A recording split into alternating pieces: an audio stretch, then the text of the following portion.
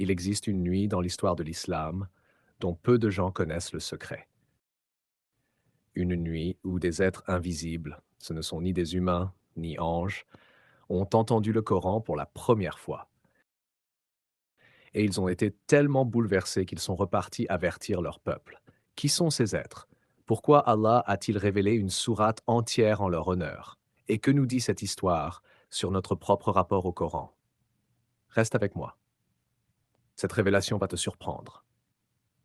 Pour comprendre la révélation de la sourate Al-Jinn, il faut remonter à l'une des périodes les plus douloureuses de la vie du prophète sallallahu.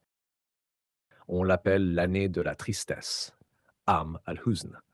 En l'espace de quelques semaines, le prophète sallallahu perd les deux êtres qui le protégeaient le plus. D'abord, Khadija, sa femme, sa confidente, la première à avoir cru en lui, puis Abu Talib, son oncle, son bouclier face aux Qurayshites. Sans leur protection, les persécutions s'intensifient. Le prophète décide alors de quitter la Mecque temporairement pour aller prêcher à Taïf. Et là, ce qu'il va vivre est l'un des moments les plus douloureux de toute sa vie. À Taïf, le prophète sallallahu alayhi wa sallam va voir les notables de la ville. Il leur présente l'islam. Il les invite à Allah. Leur réponse, ils le chassent, ils l'humilient. Pire, ils envoient leurs esclaves et leurs enfants pour lui lancer des pierres dans les rues. Il saigne, il est épuisé, il est seul. Il se réfugie dans un verger, et là il lève les mains vers Allah et dit: Ô Allah, je me plains à toi de ma faiblesse, de mon manque de ressources.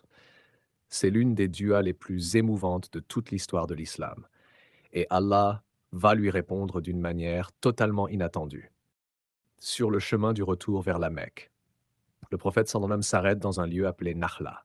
Il se lève pour prier, Fajr. Il récite le Coran à voix haute. Et là, dans l'obscurité, des êtres l'écoutent en secret, des djinns. Un groupe d'entre eux passait par là et a entendu la récitation. Allah dit dans le Coran: Dis, il m'a été révélé qu'un groupe de djinns a écouté et ils ont dit: Nous avons entendu un Coran extraordinaire, il guide vers la droiture et nous y avons cru. Subhanallah. Pendant que les humains de Taïf rejetaient le message, des djinns en secret, dans la nuit, l'acceptaient immédiatement. Et ils sont repartis avertir leur peuple.